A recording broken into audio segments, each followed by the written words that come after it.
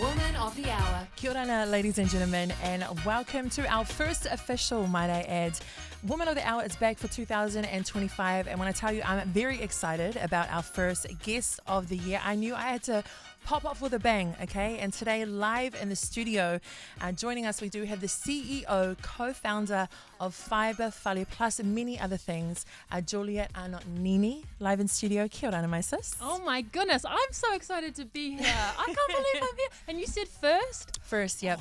Yeah, we had to No, start I'm off with a nervous. boom, and here she is. She came and she saw her photo. She was like, it's too big. It's too way big. too big. That's a huge one. You are a beautiful energy, such a refreshing, just soul, and I just absolutely love you. I think last year I had come across you for the first time, and I had reached out, and I was like, "There's just something about you. I'd love to connect." And the stars did align because she was like, "Let's meet up at Melbourne," and we connected there. And only afterwards, her phone was going off, and she was like, "Oh, sorry, I'm getting married tomorrow." I was like, "Girl, why are you here at Melbourne with me? Shouldn't you be running around?" And you got married the next day. Yeah, I did. Which is amazing. But before we jump into all the amazing things that you do, I'm going to hand it over to you right now to introduce yourself and tell us a little bit about where you're from, who you represent, what you represent, and what you're all about. Beautiful. Oh, well, talofa lava sis, I am just so grateful to be here. It's such an honor. I hail from the beautiful island of Samoa. My village is Alalomanu and Tulaeli or Malifa from my dad's side. And then on my mum's side, she's from England, over from England, and I'm from Lincolnshire. And I represent, oh my goodness, how much time do we have? I obviously represent Fibre Fale, which is our amazing organization. I represent my beautiful sisters, Ete and Saffron, who we're building this mission with, building this journey with, and also my beautiful husband, Dylan Pahina. He's absolutely the love of my life. And as you say, we did get married last year, which was so exciting. And we've got our first baby, our first fur baby, and his name's Maui. Yes. And he is just, oh my God, he is one of the best things that has ever happened to us. And it's just, yeah, I have had a really fascinating journey to get to this point. A lot of people see the work that we do and they see it as really polished and there's a lot of highlight reels presented, but my goodness, my journey to find my way home from working overseas, from spending time in Sydney, London, San Diego, from working in corporate tech to now in community, it hasn't been without its challenges, sis. And those are the parts that a lot of people don't hear about and don't see. And so I'm excited to share that today. Absolutely beautiful. I did forget to mention Maui. I actually thought we'd get a little appearance today. Oh my God, I didn't know if he was allowed in. You should, well, Don brings his dog to work, so I'm sure if you bought Maui, they could have, I would have been like, it's my son. wagged their tails together. It's so tragic. Like, just a beautiful dog, though. Like, can we talk about the color? Okay, the color. I've got to say, Yeah. I'm sure that everyone thinks their dog is the most handsomest thing or the most beautiful.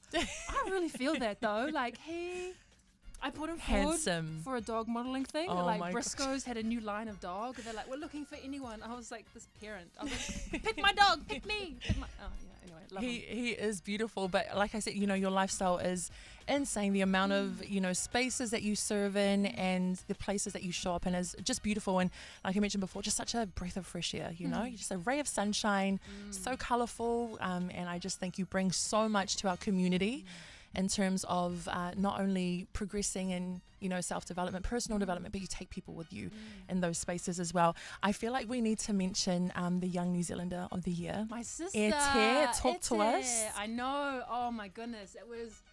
She's, I really wanted her to know that no matter what happened that night, that she is enough and she is my winner. She's our winner. She's the people's winner. And so I asked Saffron, without Ete knowing, to release a piece of content where I talk about her and come closer. I release a piece of content where I talk about her and I share how I deeply feel about her, because it didn't matter whether or not she won. Like, that was the part that I always wanted her to know.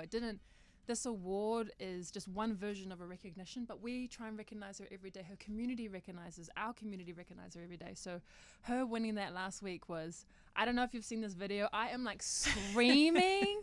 I've used my husband as like a pole, and I was like trying to jump above everybody to make sure. Like, I was just losing it. I couldn't believe that. Yeah, she got the flowers that she so deserves, especially in an environment where, there's metrics to these things. There's metrics. People want what looks good for them. They want to choose the right winner. There's a lot of criteria around who gets chosen.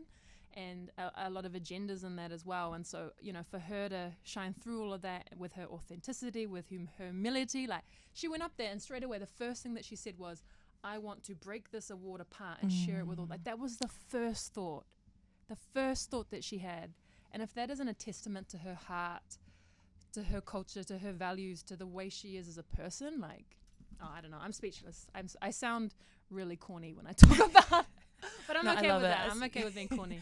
You know, the thing that I love about that is, yes, we do celebrate Ete and the amazing woman that she is. But for you also as a CEO and a co-founder, creating a space and not only like a work environment for your team, but just the love and the awhi that you pour in there to be able to celebrate your team and create a culture that's so, like, from the outside looking in, I'm like, I want to be part of Fibre Fale too.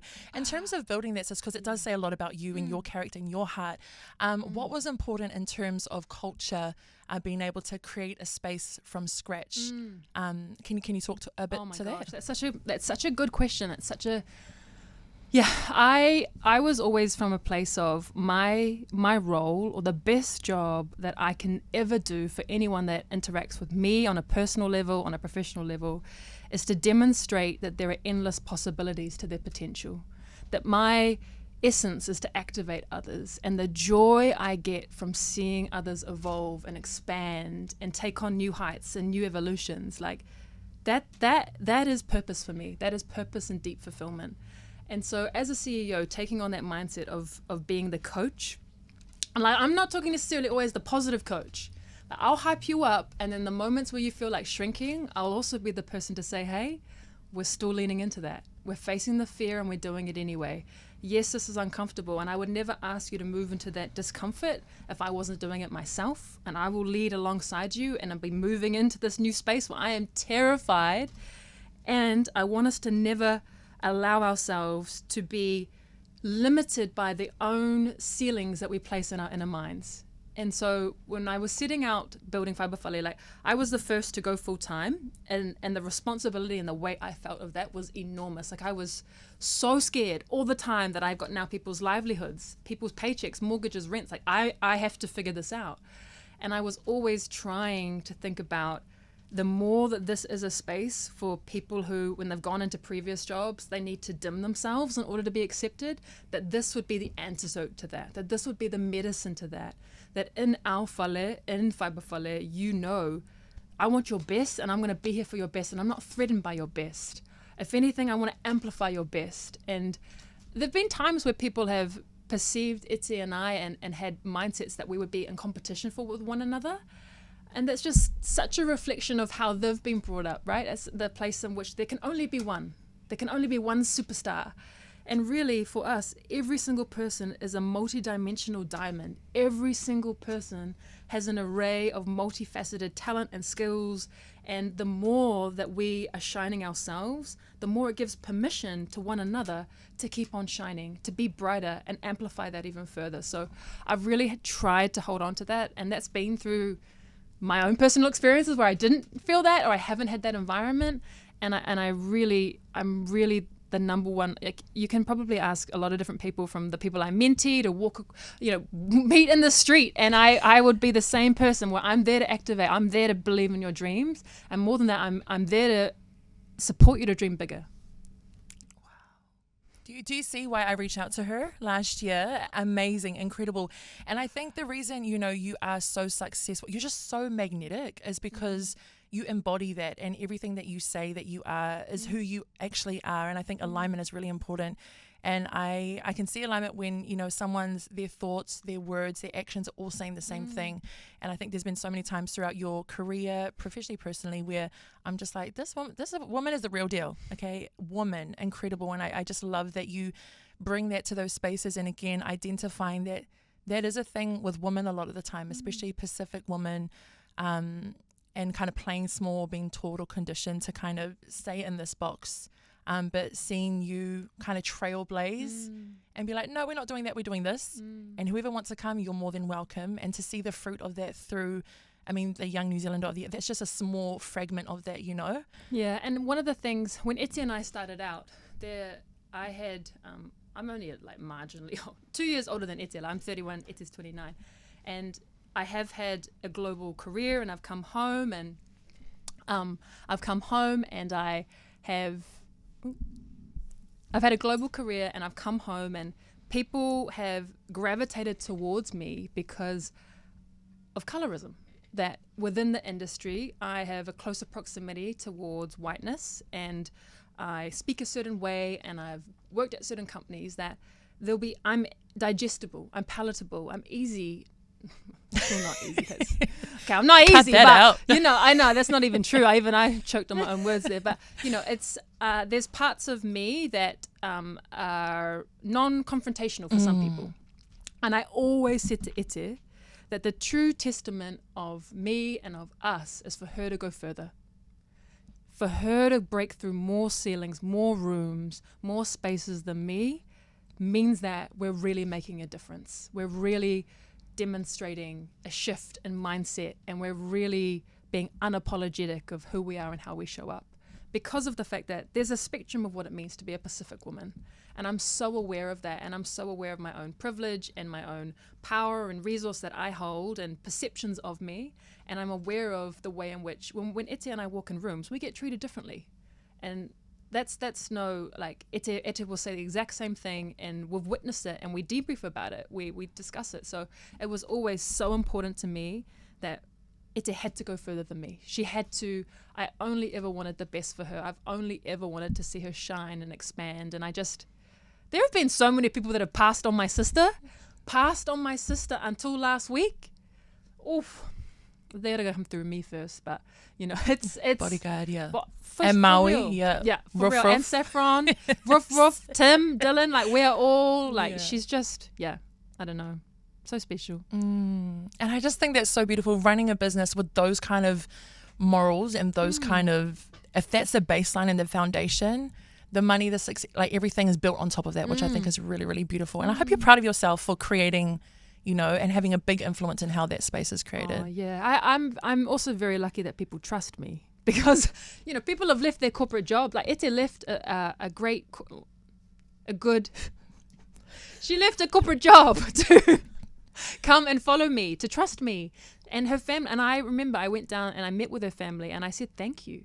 I said, thank you for trusting me with your daughter. And I remember I gave her one of her first briefcases, or like not briefcase, it's like one of those female handbags, female briefcases, whatever you want to call them, as a gift for her of her leaving corporate and choosing Fibre Fale, choosing to come full-time on Fibre Fale. And I sat with her parents, and I just knew how much it was such a risk to choose this for everyone involved, and I was just so incredibly grateful that they too trusted me with their daughter, for her to follow, and not just follow, shape and influence and build alongside one another. So yeah. Woman of the Hour. Kia ora and welcome back to your Wednesday Woman of the Hour. Our first guest for 2025, as well, joining us live, the CEO, founder of Fibre Fale, Julia Arnott-Neenee, joining us live in studio. And I guess before we talk about Fibre Fale, what it is, how it came to be, I kind of want to hold some space for your personal, professional journey, and how I guess it is that you came to this place that you are today. Beautiful. I love that, sis. The first thing I want to say is I wasn't the best student. Just straight off the bat, I just want to, if anyone thinks that I was good at high school, I was not. Achieves in university, C's get degrees. So I'm going to just own that for my own younger self, who might have seen somebody in my position and be like, man, they must be so smart. There's different types of smarts. Just straight off the bat, there is different styles of smart and different types of smart. So I went into uni, and I tried to do law. I always say this quite proudly. I failed law gloriously. Like, if you're going to fail, don't just fail half-hearted. Like, you fail well. You fail with learnings and lessons. So I failed after first year, and I also absolutely gave my fresher 15, and I decided, you know what, I need to go home. I need to figure some stuff out. I need to get on a diet. And I went back and I finished uni down at Canterbury University. And when I finished there, I had no idea where I was going. I had no idea. I just knew that my mum had spent a lot of money on my education, and I was terrified that I have to pay her back, in some form, in some kind of manifestation. I've got to start to, do my paybacks.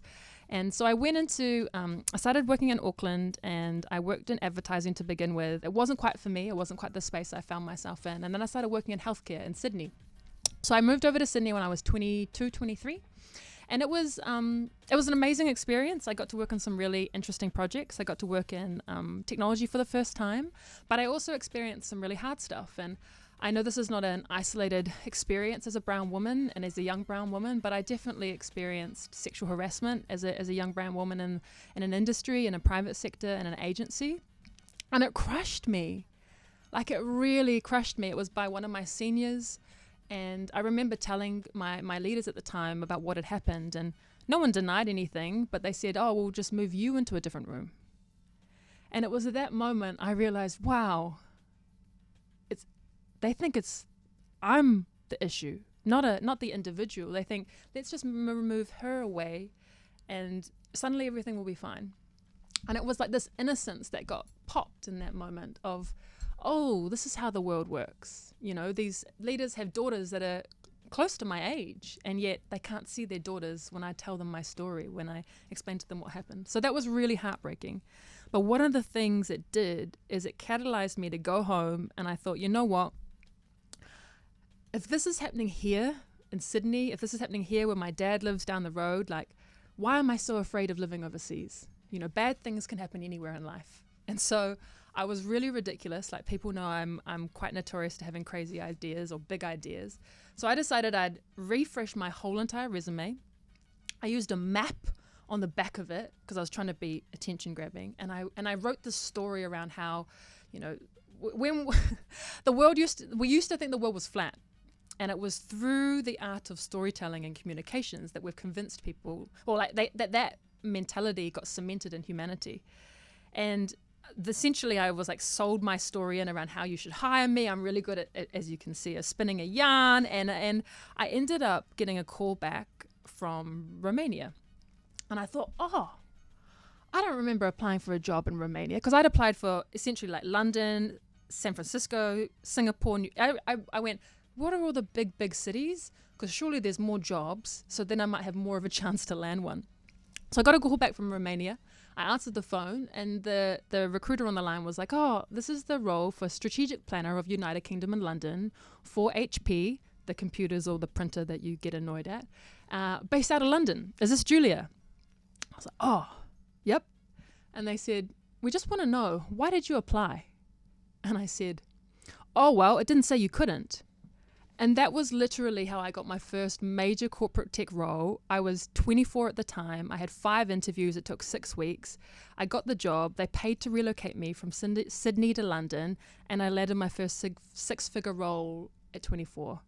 And it was, I couldn't believe that where that breakthrough happened was off of the back of a breakdown. And I don't wish pain and suffering on anyone. I think there's a lot of that already in our community. And I can see that without that moment of breakdown, I wouldn't have had the guts to go out and think of something as ridiculous as putting a map on my resume, to think of something as ridiculous as applying for jobs all over the world. And to have that breakthrough was like, it has forever changed the trajectory of my career and my life. So I moved over to London by myself 2 weeks later with 2 suitcases. No idea. I had never worked in big tech. I'd never worked in I'd only ever been to London for a holiday with my mum once when I was like 10, and now I was moving over it. I had no idea what I was doing on the other side of the continent. And I somehow managed to make my way through HP. I survived. I really suffered from imposter syndrome. Every single day I thought I was going to get fired. I honestly believed that they would find my university transcript and see that I got no A+. I was convinced, sis. I was convinced that someone would find my university transcript and they'll be like, oh, we made a mistake. Like, my manager was in California, so, you know, he could have been smoking something. I have no idea. Like, my manager and I were still, ex-manager, he's still an amazing advocate for me. But I was like, how did they pick me? Why would they pick me? A kid from, you know, a young person from Aotearoa, like, I had no idea. So I had to battle with imposter syndrome every single day to just show up and believe that this wasn't a mistake. I survived. I ended up actually getting a promotion to move to San Diego. And I went to California, again, by myself, no idea what was going on, like just trying to make my way, trying to make it work, just adapting on the fly. And I got promoted into a worldwide role. We'd gone to Los Angeles for a conference to go and meet our social media partners. So meeting Snapchat, that was just blew my mind going into these offices. And we had a team dinner and team drinks, and we were in West Hollywood. And one of my teammates and I, while we were spending time, we actually experienced a really tragic incident. It still lingers, it still hangs around, and not many people know this story, but essentially I was drugged, taken into a car, kidnapped, and had all of my possessions stolen and robbed, including my passport, which also had my visa in it. And I still look at that moment, and after the kind of the shock and kind of making sure I was all safe and everything else, there was a moment where I had to ask myself, had something more sinister have happened, had something more dangerous or negative have happened, would I have been proud of where I was? Would I have been proud of the life that I was living? And it was a no. It was the easiest no I've ever had. And it was at that point that I was like, right, I'm out. I'm out of this. I'm out of living here. I'm out of serving this company. Like, this is not where I want to be spending my precious years, my precious hours, my precious minutes. And so I resigned from that role, and I was 26 at the time. And this was like, they could have set up my mom and myself and my family for life if I had stayed in that space. And I chose to leave, and I chose to return home to Aotearoa. I stopped by Africa actually and spent some time working at an entrepreneurs and training school in Ghana, which was incredible. And then I arrived back February 2020, just before COVID. And it was tough, to be honest. It was really tough. I didn't expect that so many people would reject me because they felt threatened by me. I came home to just try and be here, to just try and figure out, could I have a place to serve? Should I serve? Should I even be here? Like, it was really just a start of that journey, and I never anticipated both, in all sorts of corners of society that people would feel so threatened by my existence that it made me even question, why did I come home? Like, it was tough. It was really, really tough. And thankfully, through the next couple of years, I survived. I made my way through. I held on, and I ended up meeting the beautiful Ete. In April 2021, we actually found each other. We found each other at an event nearby here by Samoan scientist, Amy. She was doing an amazing community event. And then we started DMing each other. And then we organized our first meetup, our first friend date, I don't even know what you call it, at KFC Royal Oak.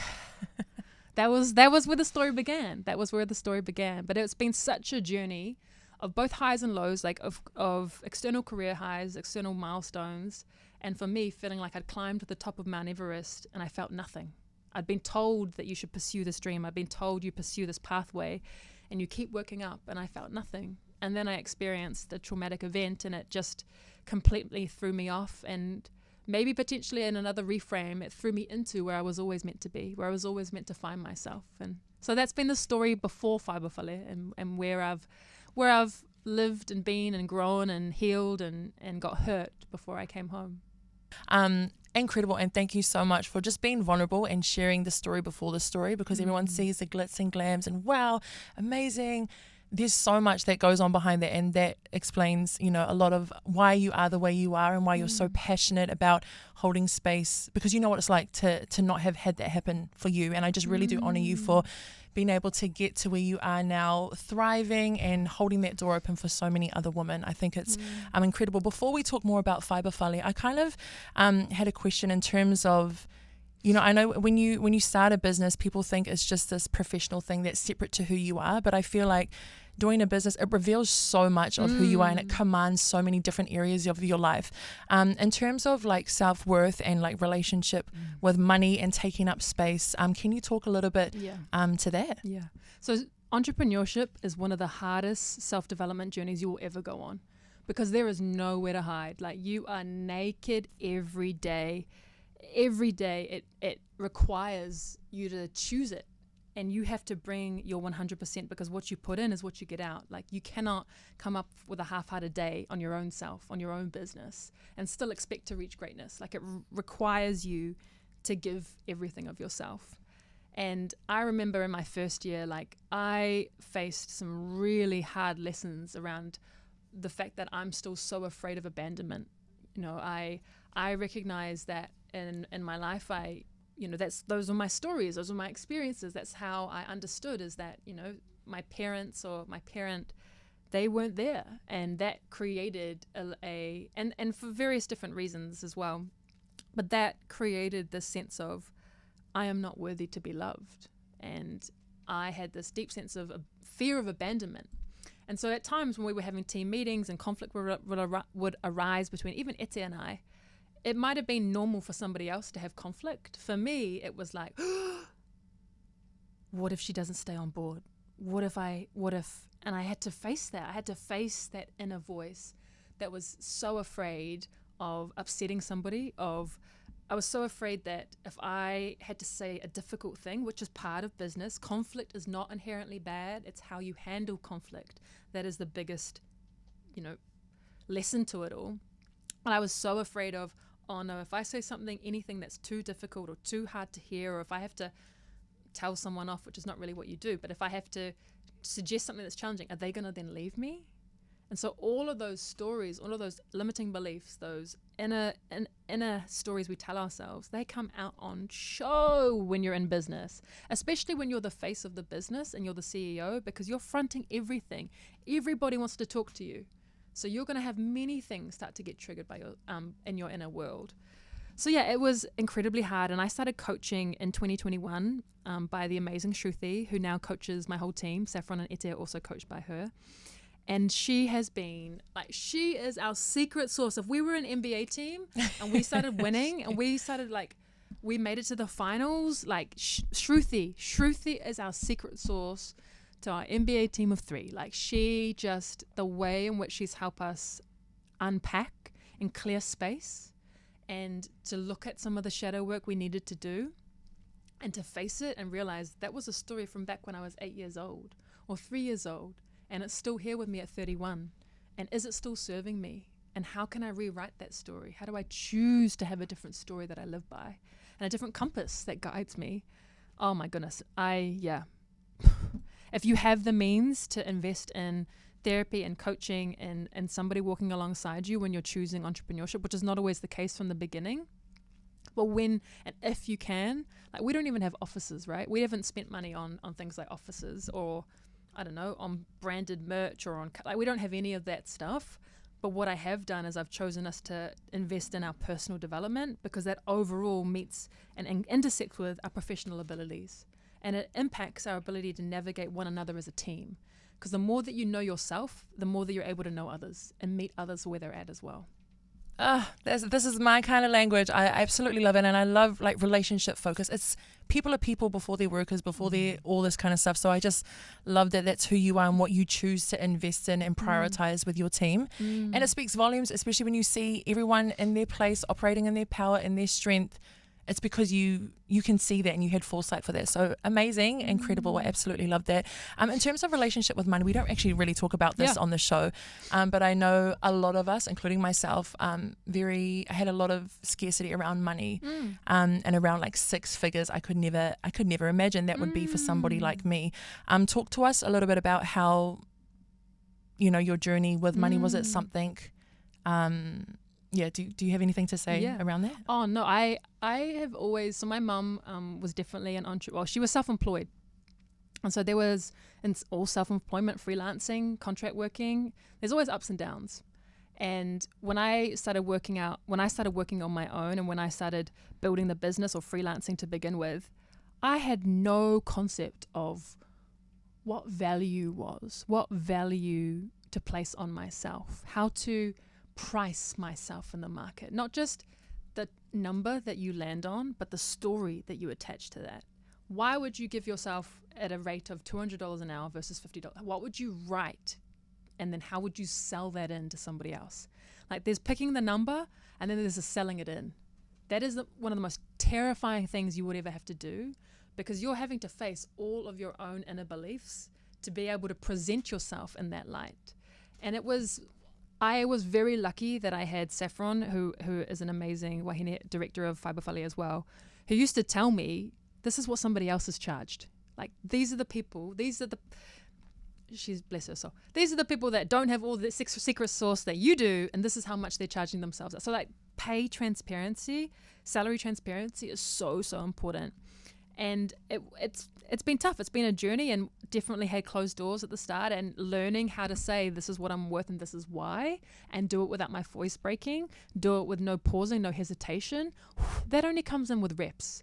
It's not like I miraculously woke up and found that voice. $1 million an hour. Yeah, that's right? It. My gosh. But it's like, it came in with putting the reps in. It came in with speaking to other people, being able to to talk about it with, like, not without it being threatening. It's like, I've been asked to do this. What do you think the price would be? What's market rate?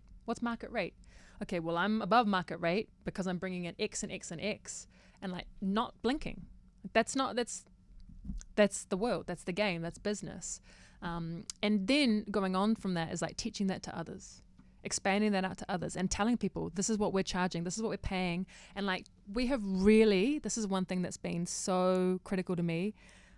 We don't make any money from Fibre. Like, we are not getting rich from Fibre Fale. We get no dividends as directors or shit like that. We have a mission lock on the business where and this is a legally binding mission lock, every single dollar that comes into Fibre Fale goes out into the community through our programs, through who we select as partners, through the events we hold, through the contractors that all being majority Pacific people or Māori. Like, every single, like, our salaries are capped, they have to get signed off. Like, there's just no, just want to make that really, really clear. So every single dollar that I go out into the world and try and raise, I always try and set a premium on what we pay our people.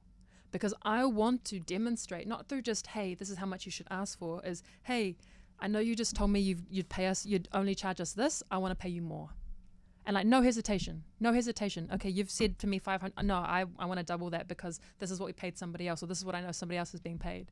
And I think that for me is like about role modeling. It's about modeling that we shouldn't be ashamed to ask for our worth when we have the resources to. Like, it's not always the case, but in my journey of understanding value and understanding worth and understanding money as a construct and kind of transactions, but then also deeply underneath that is the way in which that shifts economic empowerment of our community. That's just so important to me. In terms of, your non-negotiables throughout the day, throughout life that allow you to be able to show up the way you do, what would you talk to in terms of that? It could be anything as well. Oh my goodness. My non-negotiables. Do you mean like health and well-being, or do you mean like mindset or like principle? Holy. Look how I gripped the microphone. My non-negotiables. Oh my goodness. She's getting ready to rap, guys. No. I'm like, nah, it's the fire. I'm a very passionate person. Like, I really believe that if you can decrease the gap between insight to action, you're well on your way to success. If you can make the distance between insight and action, idea and action, like dream and action, if you can close that gap, then you're already building more momentum than others. The sooner that you take something from your mind out into the world, the faster you are going to be able to learn from it, realize you might have gotten it all wrong, and pivot to the next thing. Like, I am so comfortable with us releasing things into, like, where they're not perfect, it's not exactly the right time. We don't feel 1000% confident, because 80%, that's already enough. The 20% comes from learning. The 20% comes from gathering feedback from how it lands in the world. And I am such an advocate for being a lifelong learner. Like, I am a sponge about life. Like, I am such a geek. Man, I love being a geek. I love learning. And so combining my love for learning and my love for action, and I know my husband probably finds it a little bit hard because impatience enters the home where I work. So I know it's a little bit challenging for him, but for business, it's the more that you can learn from your environment, learn from what you're sense making, gather insights and feedback, and then move into an action state where you're taking steps every single day. Like, the antidote to anxiety can sometimes be action. when you're living in that constant state of what if, oh, should I, what if anyone thinks, like when you create that cycle for yourself, sometimes the thing that slows that down the most is taking a step which would prove A, B, C, or D, but at least you've gotten yourself out of that spiral of doom that you can catch yourself in, especially in business, and especially when you're first starting out.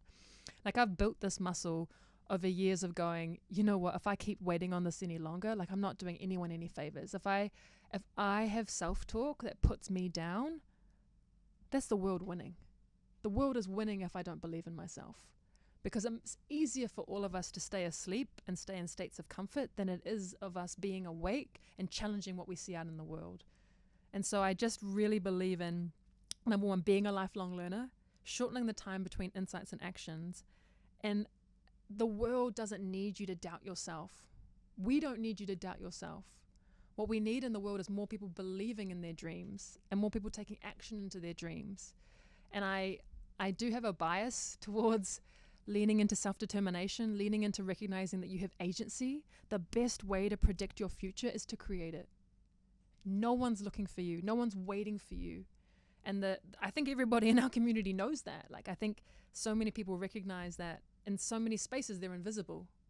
And therefore, what is it that you can do for yourself to make yourself visible? And I know that's counterintuitive to aspects of culture around humility.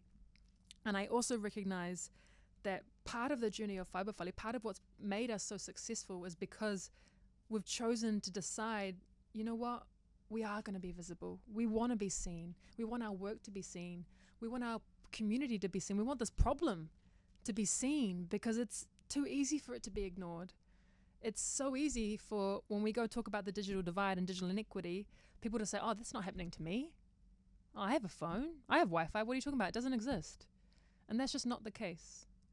So making yourself visible and knowing that no one's looking for you, and the best way to predict the future is to create it, like, those are absolutely my non-negotiables.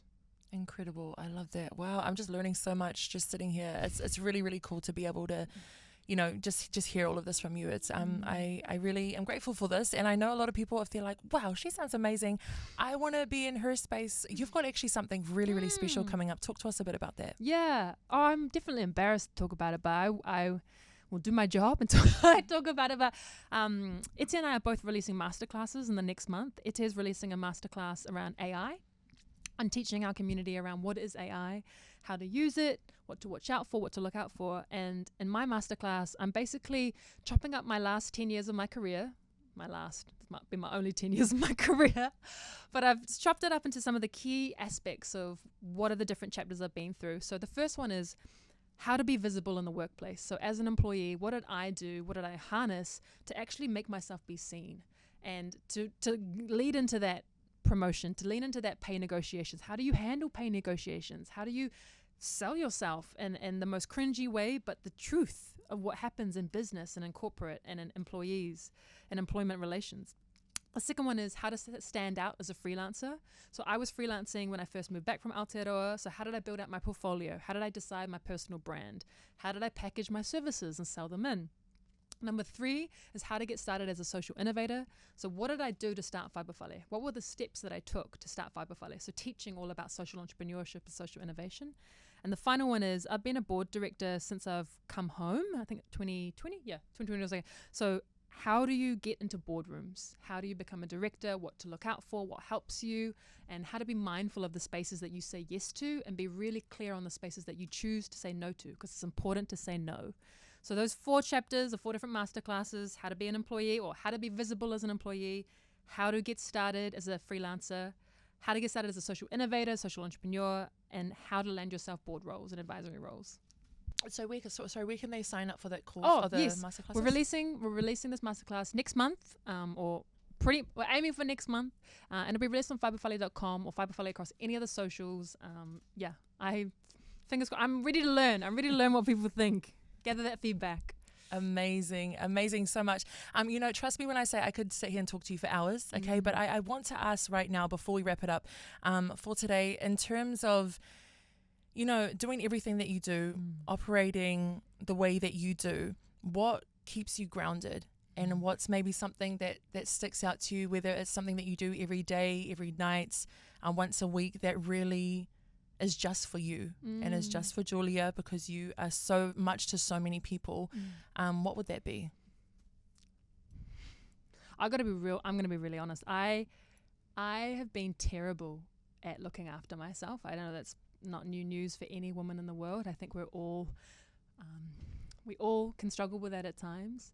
I have absolutely overworked myself, burnt myself out, and through that I have realized more and more that I am not doing anyone any favors when I am not at 100% or 90% or 80%, when I'm operating at a 10%, when I'm operating out of my own like inner demons that happen when you get tired, when you get run down, when you get overworked. Like, your ability to see abundance in the world when you're feeling so low, that shapes how you show up. So the things that I do now, oh my goodness, I've really tried to stay true to getting outside, simple stuff, getting outside into nature, seeing the sun, being with my husband, turning my laptop off, my emails and notifications off, spending time with my puppy. We're spending time with Maui. He's just been the most beautiful lightness that's come into our life. And one of the things that I remind myself every single day is I would rather a life of trying than a life of regrets and what ifs. I would rather try and fail in front of everyone and know at least I took that step than to be living a life where I'm always wondering, what if? What could have been? What if I just started? What if I just chose to believe in my idea? So whenever I'm facing hard times, I always go back to, at least I'm trying. And like, that's it. That's what it's in. When people say, wow, you guys do so much, the thing I always say is, oh, we're just trying. Like, I'm going to look like a tryhard. I am so happy to be a peer to other people, is not nonchalant or whatever that word is. Like, not chill, not mysterious. I'm not mysterious. I'm clearly not mysterious. I am so happy to appear as a tryhard and be effortful in life than try and create this facade of being effortless. Incredible. And what a way to end off our first ever Wednesday Woman of the Hour. So thank you so much. Like, truly, just the gift that you are for everybody around you, for your communities. You're creating a legacy that's so much more than just you and your path. It's just going to carry down. And I just think, if no one's giving you flowers, I want to give you flowers. Virtual flowers right now. I don't have any in my hand, but I just think you're amazing. You're incredible. And I wish you all the success in the world, and I can't wait to see where Fibre Fale takes, or where you take Fibre Fale and your community. But thank you so much for creating time and carving out time this week to come and chat with us and be our first ever Wednesday Woman of the Hour. I appreciate you. Thank you.